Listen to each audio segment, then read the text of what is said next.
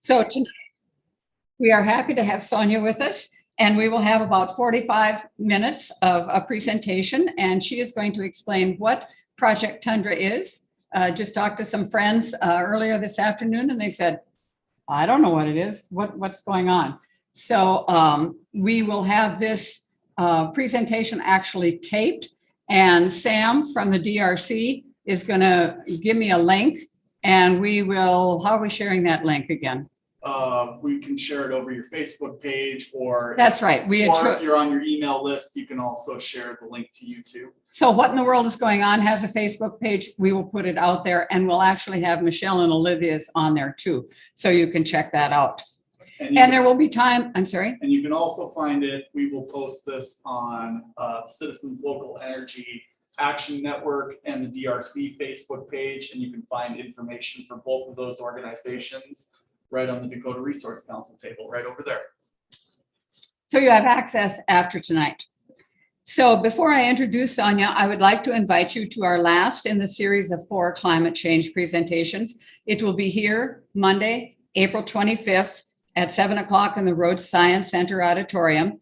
Rich Garman from the North Dakota Department of Commerce will be speaking on the topic, Can North Dakota be carbon neutral by 2030? Governor Burgum's plan. Also, many people have asked me, what can I do? This sounds all really good, but I don't live near the ocean. I don't have a wetland, whatever it happens to be. What can I do? Well, there's some of them are white, some of them are blue. Anyway, grab this sheet, and what it says is compost your food scraps and any organic material. We can all do that. Doesn't turn into methane when it hits the landfill, and we saved quite a few bucks if we keep and use that 40% that usually gets thrown away. So tonight, I would like to welcome and introduce Sonja Kaye. Sonja grew up and currently lives in Fargo. She has a degree in environmental science from Grinnell College. She's testified before the City of Fargo Planning and Sustainability Committee, and also the North Dakota Senate Energy and Natural Resources Committee. She is a strong advocate for clean and renewable energy. She's the owner of an electric car, and her primary residence has photovoltaic and passive solar energy. She's coming to us tonight as a board member of the Dakota Resource Council. So please help me welcome Sonja Kaye.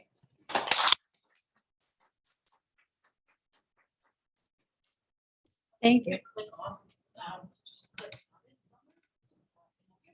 Yeah, you might have to help. Yep.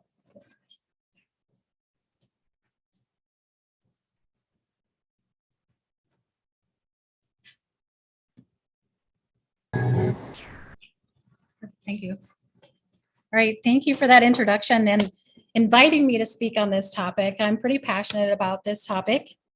I know it's a sensitive one, therefore it is important we fully understand what this project entails.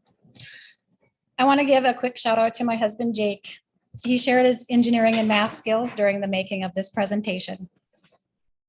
I personally am not an engineer, nor do I work in the energy industry, but I have researched this topic intensely, gathering information from a number of places, including Bismarck State College. I took 2 classes, one in interconnected power systems, the other one in power system economics, just to get an idea of kind of what we're talking about here. I've read numerous news articles. I've looked at Mincota's website and other websites. I've attended engineering webinars and presentations from grid operators. And I've also had conversations with some of my utility representatives, some of whom are in the audience today. Thank you for coming. Some of my slides were even borrowed from these presentations, so my apologies for stealing some of those slides. The alarming effects of climate change are being felt around the world. Here in North Dakota, we are experiencing droughts, extreme weather patterns, and smoke from increasing wildfires, just to name a few things. Project Tundra is being proposed as an answer to the climate crisis, but is it really an answer? Let's take a look. What is Project Tundra? Project Tundra is a carbon capture and storage project abbreviated by the letters CCS. Sometimes it's referred to as carbon capture and sequestration, but it's the same thing. It is a partnership between BNI Coal Company, Minn Kota Power Cooperative, and the North Dakota Industrial Commission, as well as the EERC and the DOE. Looking at this illustration here, BNI already has the coal mine. Minn Kota already has the coal electric generating station. Now the partnership wants to build a CO2 capture system, shown in the blue circle, to chemically remove the CO2 from the plant's emissions and store the CO2 underground, indicated by the red circle. Originally, it was planned as a CCUS, U referring to utilization, whereby the CO2 would be moved through a 100-mile pipeline to the Williston oil fields to be used for enhanced oil recovery, or EOR. EOR increases production and extends the life of oil wells, at least the vertical kind. Most of the oil wells out west, I believe, are now the horizontal fracking kind. And there are a couple of companies doing EOR studies on these horizontal wells, but so far have been unsuccessful in adapting the technique. Without EOR, many of the wells will struggle to keep up with current production levels within the next few years. So EOR is not completely off the table, at least from the oil industry perspective. Minn Kota hired David Greason as their project manager. Mr. Greason was also the project manager for Petronova, which was a CCUS in Texas. Petronova struggled to meet targets and shut down in 2021.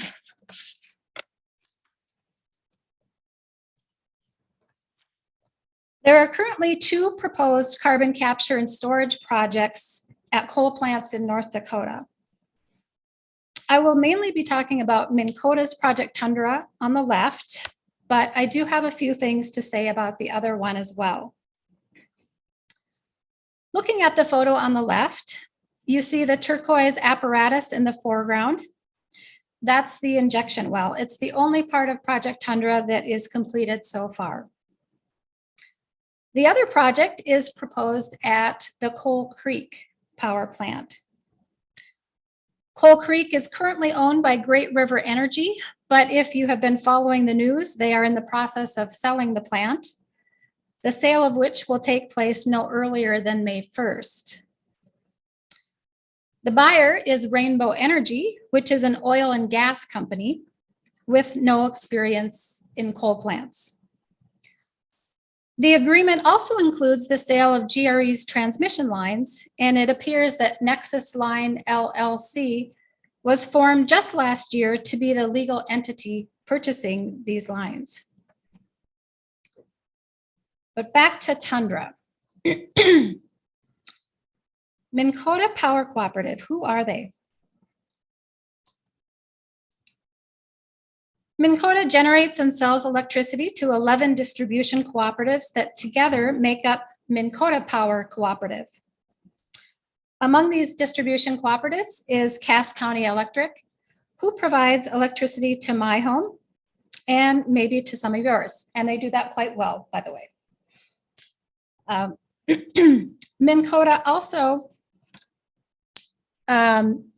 purchases very little electricity off of the market, and they don't have a flexible resource such as gas or battery storage, and they are very heavily invested in coal power.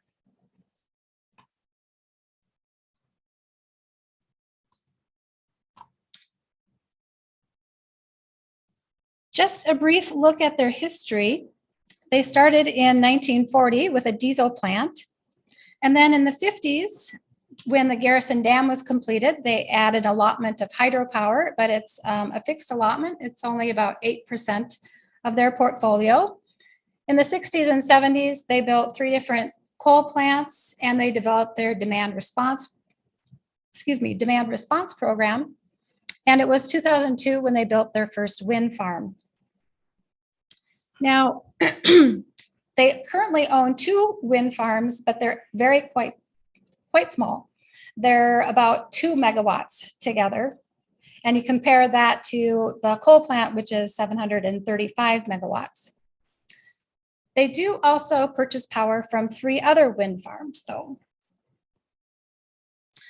In 2010, they spent $400 million to install scrubbers to remove the sulfur dioxide, the nitrogen oxide, and the mercury. And that was great. That cleaned up their power quite a bit. But even after they installed the scrubbers, the Milton Young coal plant is still emitting 168 pounds of mercury per year.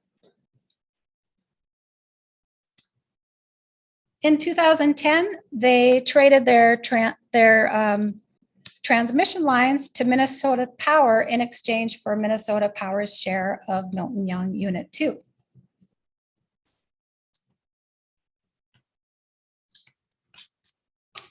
So Minn Kota is looking at carbon capture and storage because coal is a big emitter of the greenhouse gas CO2. And there's global pressure on utilities to decarbonize their electricity. Minn Kota is heavily invested in coal and is in a bit of a tight spot without intervention from the government. Plus, we know there's political pressure to keep investing in coal, especially in North Dakota, where we've developed a very unique energy policy friendly to coal power.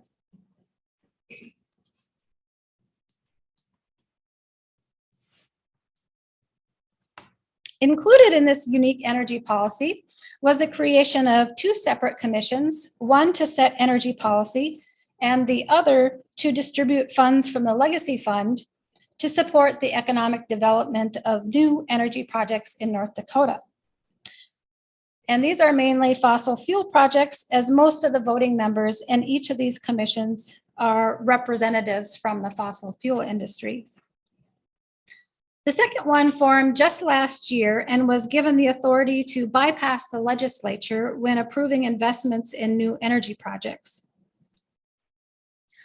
On the regulatory side of things, North Dakota is one of 2 states to be granted primacy over Class 6 injection wells. Class 6 injection wells are meant solely for the disposal of CO2. Primacy means that North Dakota will be the primary enforcement authority overseeing the CO2 disposal. North Dakota has been planning for this primacy since 2009, when the North Dakota legislature gave the Industrial Commission regulatory authority over geologic carbon storage. For those of you that don't know, the Industrial Commission consists of 3 people: the governor, the attorney general, and the ag commissioner. So North Dakota and Wyoming have made it easy to complete these carbon capture projects. And you could argue that they have made these projects much less safe in doing so. Regardless, Project Tundra is a very bad investment for Minn Kota and is a false solution to climate change for a number of reasons. 1, carbon capture is the worst option to decarbonize electricity. Number 2, it's not environmentally friendly. 3, it impedes the development of renewable energy and other lower carbon, lower cost options. And 4, it's really expensive, both in terms of energy and money.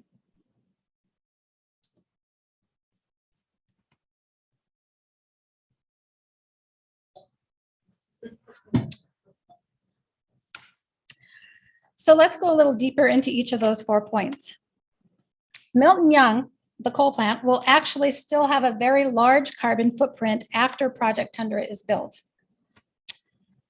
On a side note, you could also argue that the footprint will actually grow as a result of carbon capture projects. But regardless, we are certainly not eliminating the carbon footprint. The footprint starts with the mining process. The heavy machinery involved in the mining process leaves a large carbon footprint. Another source of carbon is the mined coal itself. North Dakota coal leaks methane at a rate of 11 cubic feet per ton of coal produced. And Tundra will have no impact on these. But Project Tundra will have a significant carbon impact during the building of the capture facility. The photo here is a rendering of what the plant will look like once it's completed. And you can see it is very heavy in steel construction. The steel industry accounts for 8% of all global emissions. Now let's look at the projected capture targets. So we're told it'll capture 90%, but 90% of what? The coal plant produces 6 million tons of CO2. We're told that Minn Kota plans on capturing 4 million tons of CO2. So to me, that doesn't sound like 90%. And there's actually a long history of similar projects not meeting capture targets. None of these projects have significantly reduced the site's carbon footprint, nor have they proven themselves to be self-sustaining or economically feasible. Carbon capture is still an unproven technology. More troubling to me is that Minn Kota doesn't appear to be seriously considering any of the other options to decarbonize, all of which are better options. This is a comparison of the carbon footprints of different resources over the course of their entire life cycle. The footprints of nuclear, wind, and solar are minuscule compared to that of coal with carbon capture. For this and many other reasons, carbon capture is not environmentally friendly.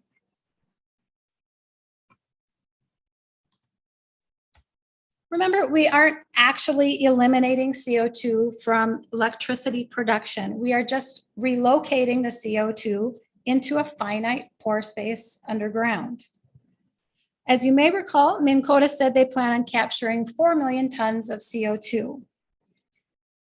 The volume of 4 million tons is 6 miles by 6 miles by 1 meter, more when accounting for the sand that's in the pore space as well. So eventually the pore space is going to fill up, unless of course it leaks, then it will never fill up. What we find with these capture projects is that they just don't scale up. What might be safe and workable at 100 tons of CO2 and $50 million in research money is not safe and workable at 48 million tons of CO2. There are a number of other safety issues related to scaling up. We are told the solid layer of cap rock will hold the CO2 in place and that these layers are unlikely to crack, but unlikely is not the same as never.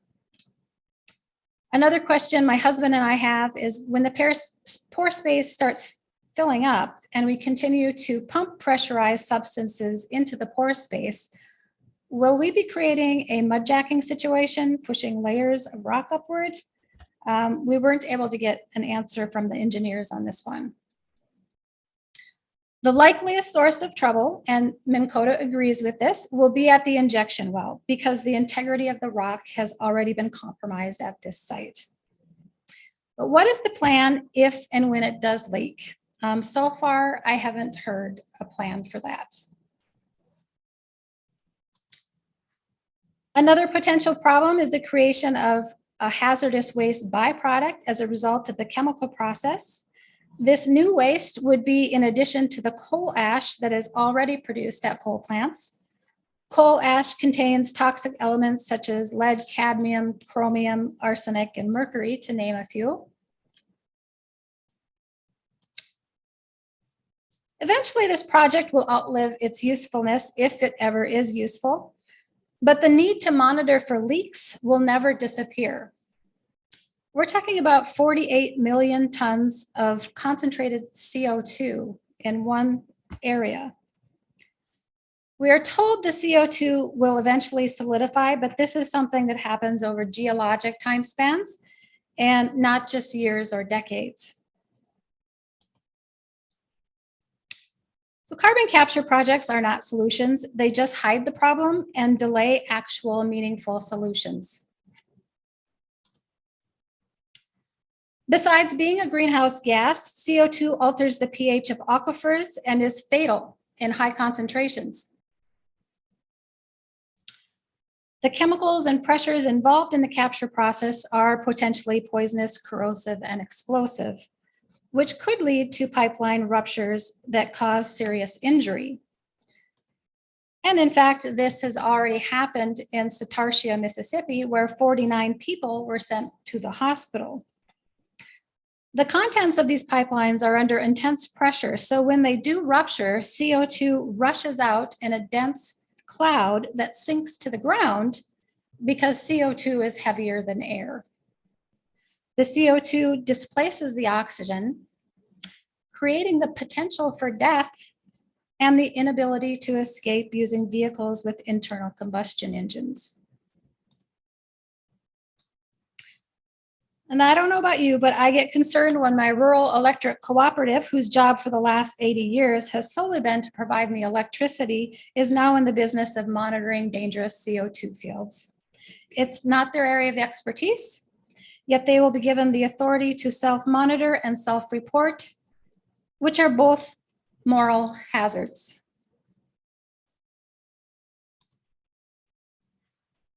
Number 3. Project Tundra will impede the development of other energy that is environmentally friendly and low carbon.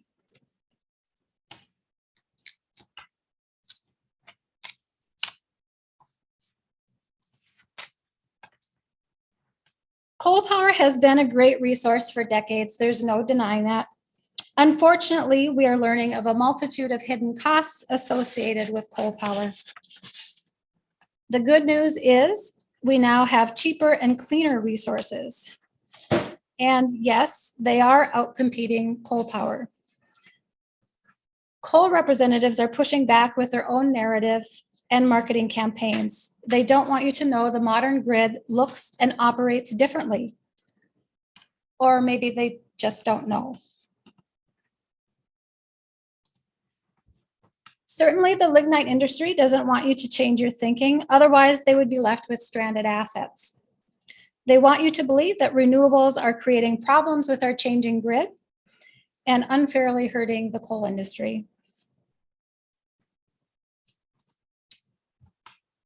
But renewables are neither the problem with our changing grid nor the reason for coal's decline. The problem lies in the characteristics of coal plants. Coal is inflexible and works in opposition to the characteristics of renewable energy. To make matters worse, Dakota has too much invested in this inflexible resource coal, especially for being a relatively small utility.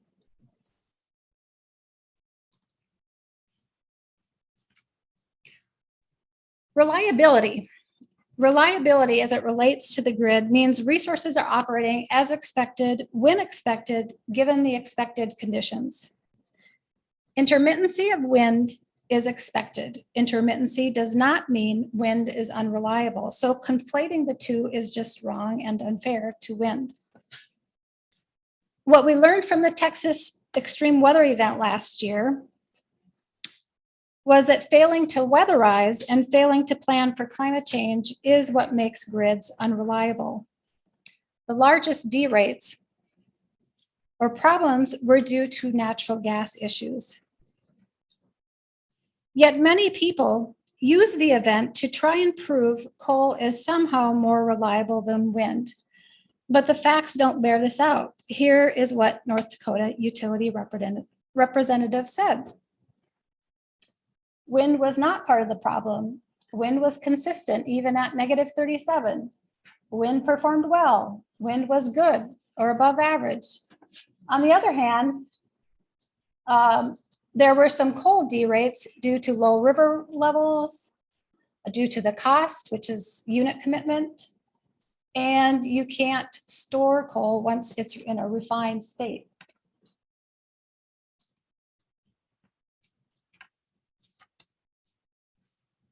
Grid disruptions and resource outages are always a possibility, though.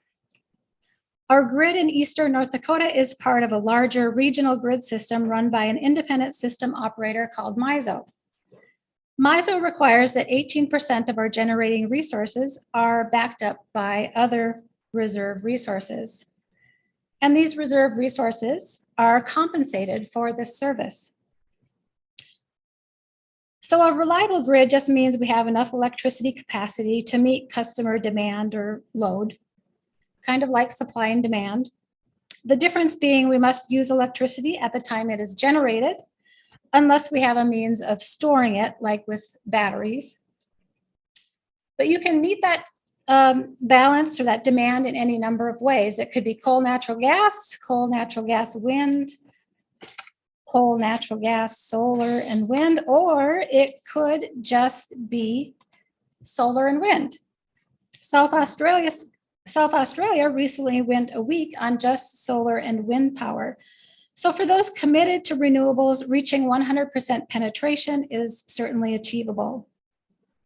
It is true, however, that the grid in our region is somewhat outdated and needs investments to meet the requirements of an increasing penetration of renewables. The technical aspects of a modern grid are beyond the scope of this talk, but know that technology exists to address stability issues. Much of this technology is reliant on sensors and data coordination.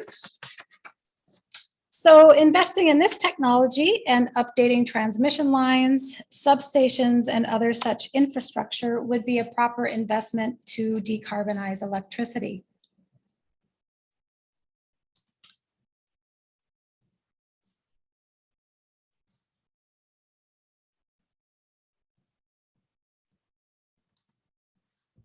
Jumping back to the idea of supply and demand, if the sale of Coal Creek goes through and GRE no longer purchases power from Coal Creek, there will no longer be a guaranteed customer for Coal Creek's power because GRE will be taking the customers with them.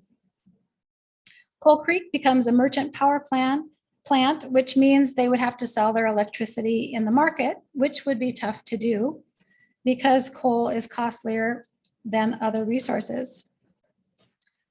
So the carbon capture plan is to artificially increase the demand for Coal Creek's power by enticing energy-intensive industries to come to North Dakota. These industries will not only put a huge strain on the grid, but also our water supplies and our wallets, with no softening of our carbon footprint. Base load. We love to talk about base load. And you could also argue that this concept is somewhat outdated. In the past, all our resources were dispatchable resources, not like intermittent wind. Then, like now, we always want to choose our cheapest options first.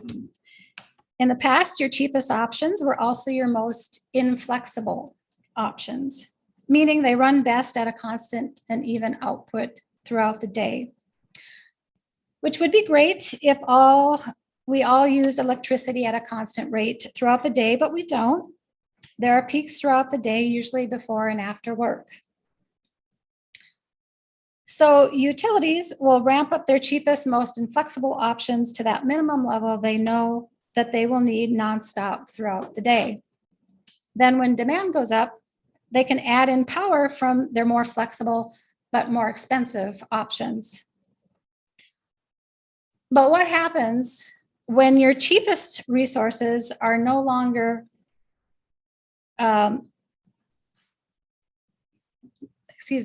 what happens when your cheapest resources are no longer your dispatchable ones? Excuse me.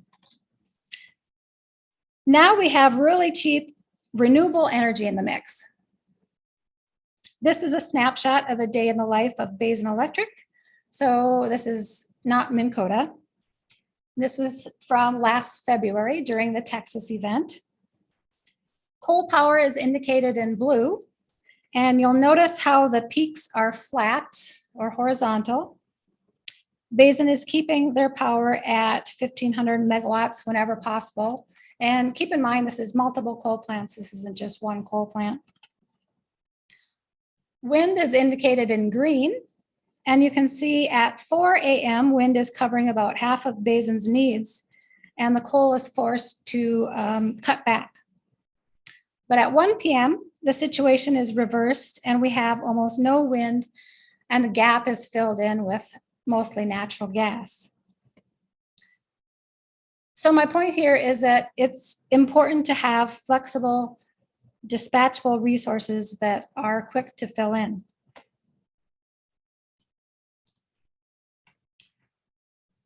But what happens when your options are basically limited to coal and wind, with coal being 67% of your production? You don't have the basis of an efficient modern grid system.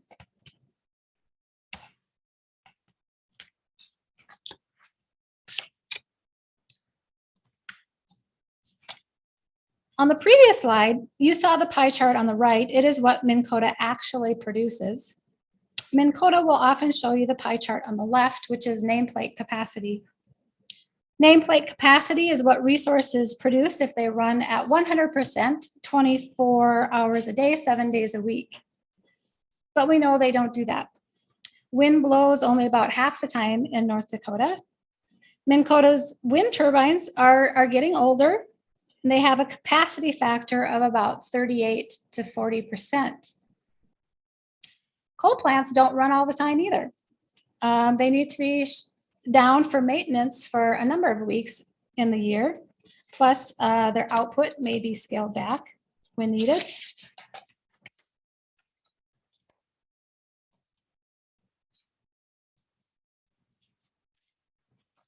It is the characteristics of coal plants that make them inflexible. They are huge, complex mechanical machines that rely on the heating and cooling of large quantities of water to create steam and drive a turbine. They are slow to make changes in their power output. And this constant cycling of heating and cooling, expanding and contracting, subjects the machinery to wear and tear. This wear and tear creates extra cost and reduces the capacity factor of the coal plant. Milton Young has 2 units. Unit 1 has a capacity factor of 91%, Unit 2, 62%, at least in 2018. So Unit 2 is likely cycled more often than Unit 1. But my point here is, and I can't stress this enough, that flexibility matters in a modern grid. Inflexible coal is not a good partner with renewable energy. 4, carbon capture is really expensive in terms of energy. It's a very intensive energy intensive process to remove CO2. And I'm just gonna read quickly the steps involved with carbon capture. And these were taken directly from Minn Kota's website. Step 1, flue gas emissions are diverted from the coal plant to a scrubber. The scrubber cools the gas and removes impurities. This all takes energy. Then the gas goes to the bottom of the absorber, where it rises through a stainless steel structural packing, where it contacts an amine-based liquid solvent that chemically binds with the CO2 and removes it from the flue gas. All of this takes energy. After the solvent has absorbed the CO2, it is pumped to the regeneration unit, where heat is used to break down the CO2 bonds with the solvent, releasing CO2 in a gaseous state. The pumping and the heating require a lot of energy. CO2 is then sent to a compressor where it is prepared or pressurized for underground storage. This one takes a huge amount of energy. Compression alone takes 7.5% of the gross output of a power plant.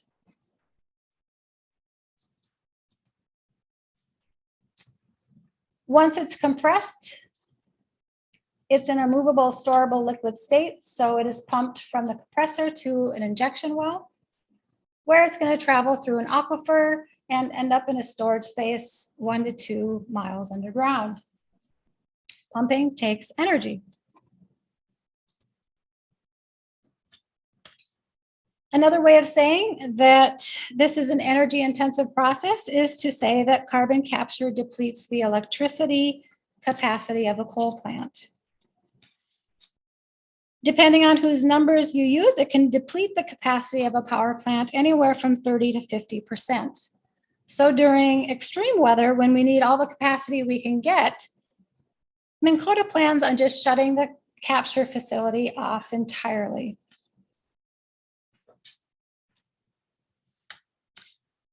Because it's so energy intensive, Minn Kota was planning on building a natural gas power plant solely for the purpose of powering the capture facility.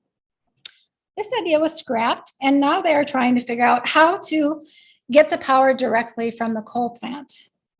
And they just got another $5.5 million to study this.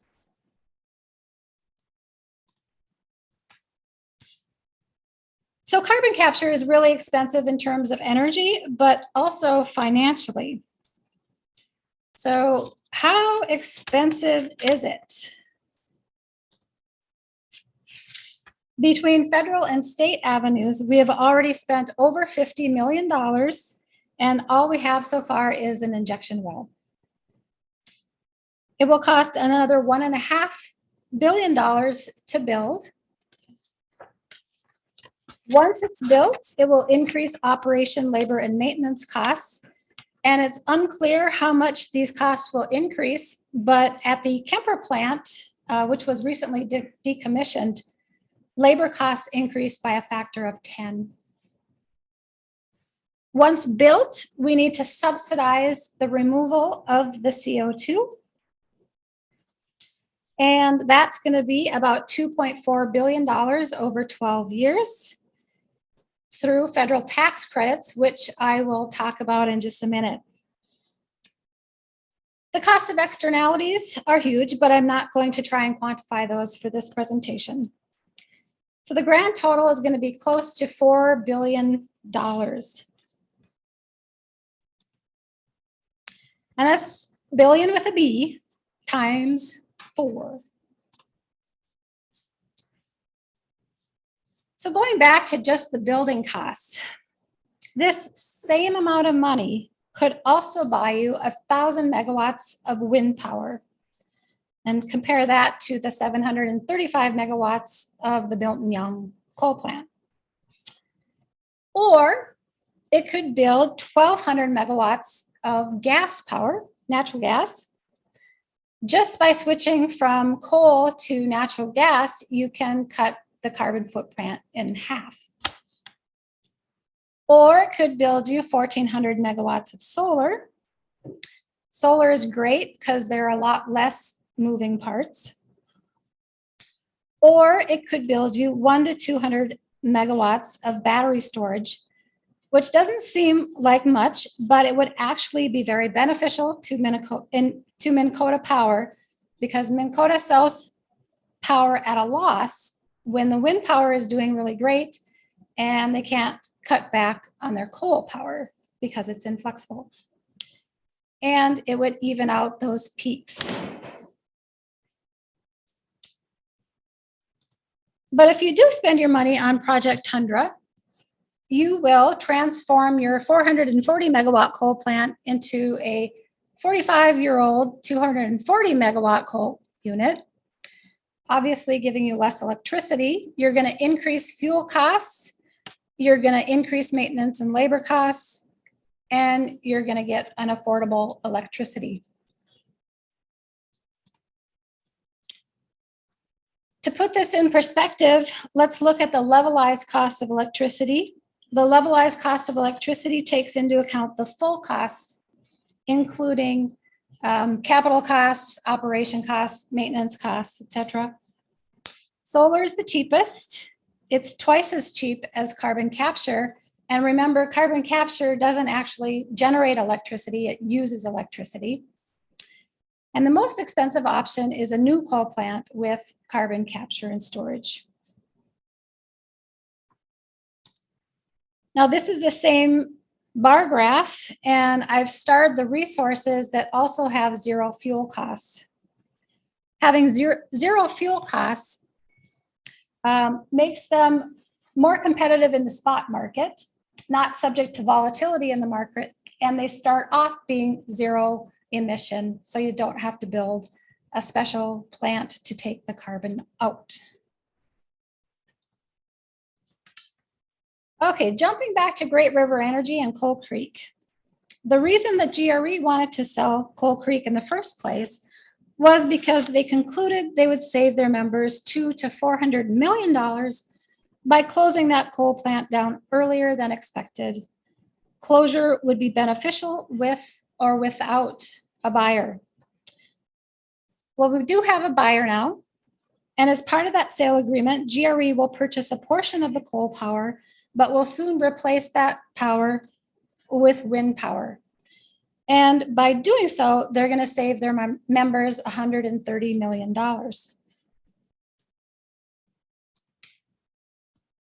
So why even consider the most expensive option to decarbonize? And the answer is because the people in Washington, D.C. created the 45Q tax credits.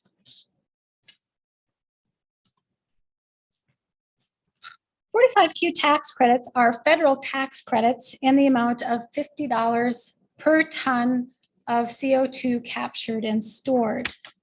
In order to qualify for these credits, the construction must begin on the facility before January 1st of 26.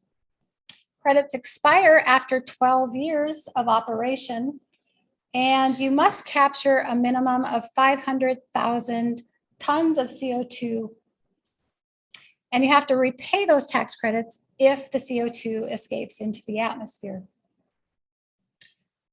Who is eligible to receive these credits? Someone who owns the capture equipment and ensures the disposal of the CO2. And it needs to be someone with a big tax liability, which Minn Kota does not, being a nonprofit cooperative. So Minn Kota must find a big company to partner with.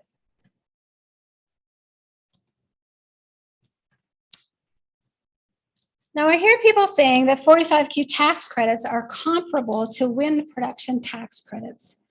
But if you put them side by side, they are nothing like each other. Wind production tax credits, the reason is to jumpstart the wind industry and improve access to the grid, which is dominated by older technology. It adds electricity to the grid, and it's around $1.80 per megawatt hour generated. The 45Q tax credits are meant to prop up a struggling coal industry.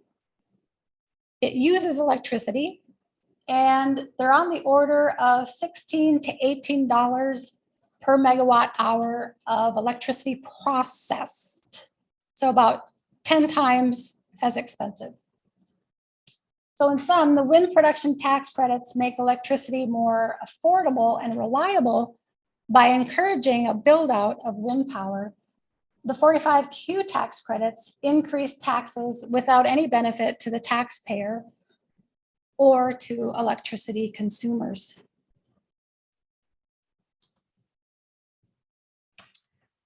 More disturbing still is that 45Q tax credits offer a way for companies to profit off of pollution. Potential profits from these government subsidies are so huge and enticing that executives from the coal industry and other industries are starting new pipeline companies solely for the purpose of CO2 disposal, completely apart from any market type of situation.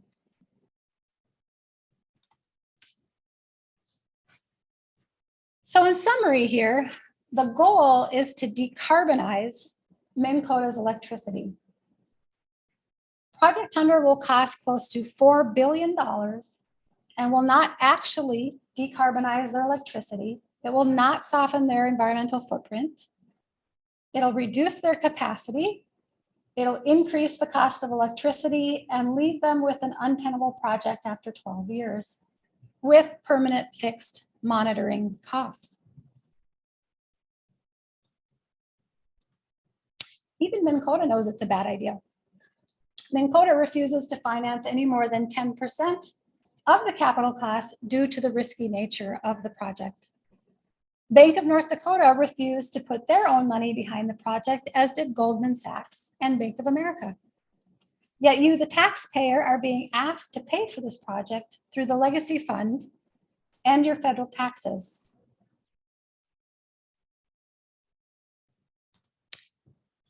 If you really want to address climate change through cleaner electricity, tell your elected officials and your cooperative to support an energy transition, not carbon capture projects. Demand a neutral and scientific decision-making process to determine energy policy. And if you're a Cass County Electric member, the annual meeting is tomorrow night in Fargo at 5 p.m. at the Delta by Marriott. Thank you so much for your attention. And if there's anything I can clarify, I will attempt to do so.